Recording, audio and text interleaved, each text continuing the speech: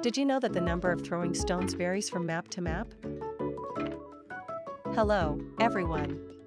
This time, I created a video about the replay feature that was first implemented in Conqueror's Blade. This feature is only available to some players, but we'll try it out as part of the test. So here we go.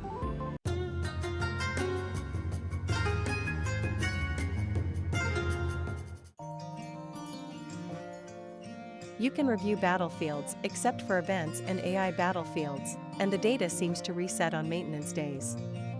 Of course, you can only watch replays of battlefields you participated in. There are two main uses for the replay feature: reviewing your own movements on the battlefield and confirming the movements of other players.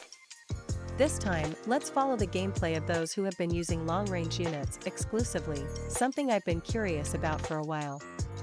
The reason for tracking is simple: they don't push forward, don't capture bases, etc. If I end up on the same team as them, we'll lose. I'm checking the replay function to see if the people I encountered were just weak by chance or if they're all weak. Let's start with this person. They're picking units other than long-range ones.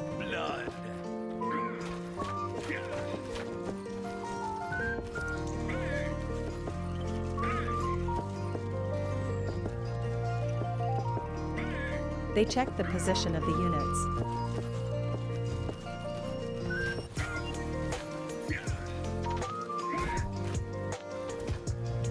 There are a considerable number of long-range units, but what are they aiming for? Are they targeting other long-range units?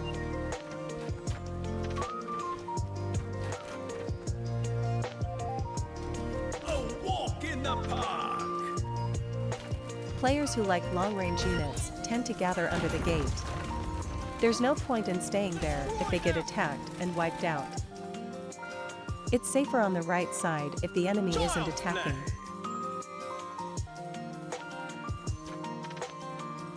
Since there are no frontline maintenance units like shields or pole arms, this person attacks from above, understanding the futility of fighting below without them.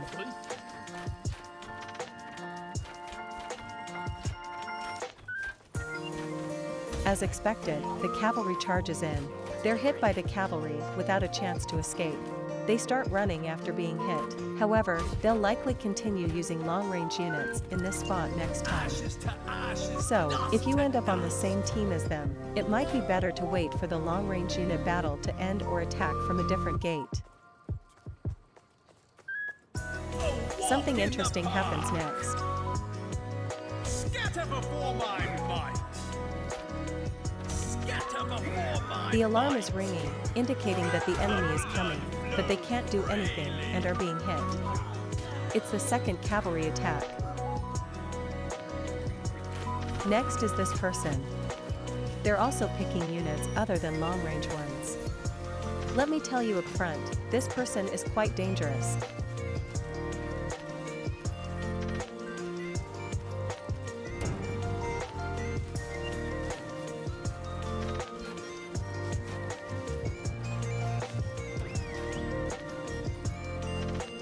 He is wandering around solo while leaving the long-range units for supply.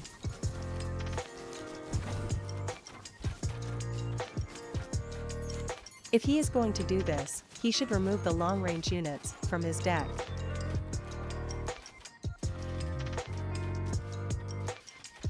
It seems like they picked them not to kill, but for killing time.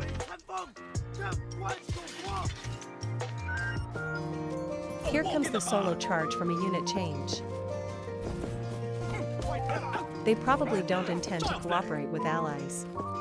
They're easily dealt with. After capturing the base, I thought he might attack, but he mysteriously retreat.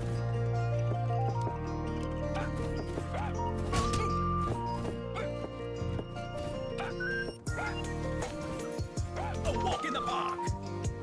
Some of you might have already noticed, but this person keeps doing this until the end. Since it's a siege battle, I won't report them for trolling, but would they be dealt with if reported?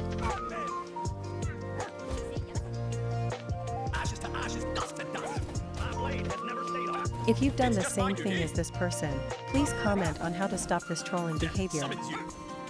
Scatter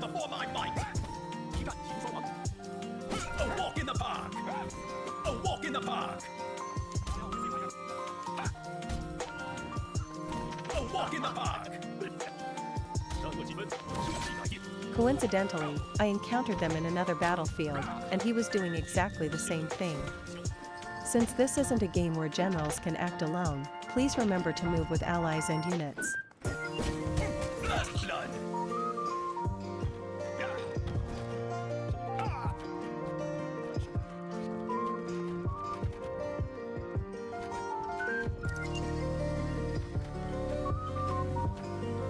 He starts with picking long-range units, and then solo charging with the general. After death, he set up artillery in the center. He seems experienced since he is setting up Epic 1. Next is this person. He is only picking long-range units. These are the kinds of people who cause long-range unit defeats. There's a dangerous scent A about walk in him. the park.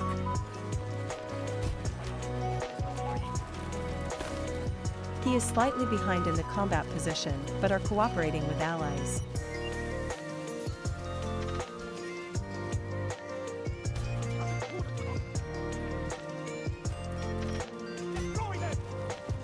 A walk in the He is the park. type to shoot from a safe zone behind allies' shields.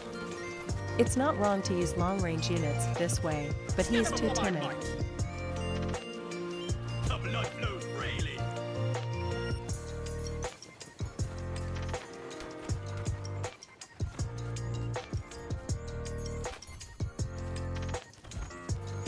The blood flows freely. Despite being extremely cautious, he doesn't seem to realize he is being approached because he never looked at the Child's minimap. play. Ashes to ashes. Probably dust to dust. because he only used long-range units, he hasn't learned the basic things like checking the map. He also didn't notice the enemy soldiers or that the resupply point was occupied. Another problem arises here. It's a mysterious behavior common among weak long-range unit enthusiasts. He doesn't switch until all units are wiped out. I recommend switching to a different unit immediately.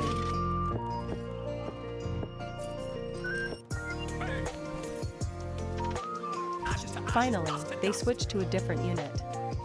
Why didn't he change units until now?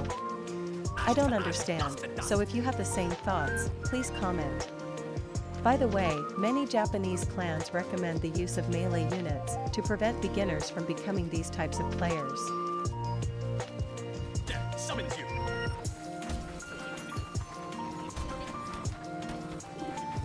You can see from the way they use repeating crossbows that they move his units after eliminating enemy soldiers. Child's play. He should have had them climb the hill on the right route in advance. Ashes to ashes, dust. I checked the initial movements of long-range unit users in the replay this time, and the conclusion is, there are many inexperienced players. They might just want kills, but many lack the basics of combat.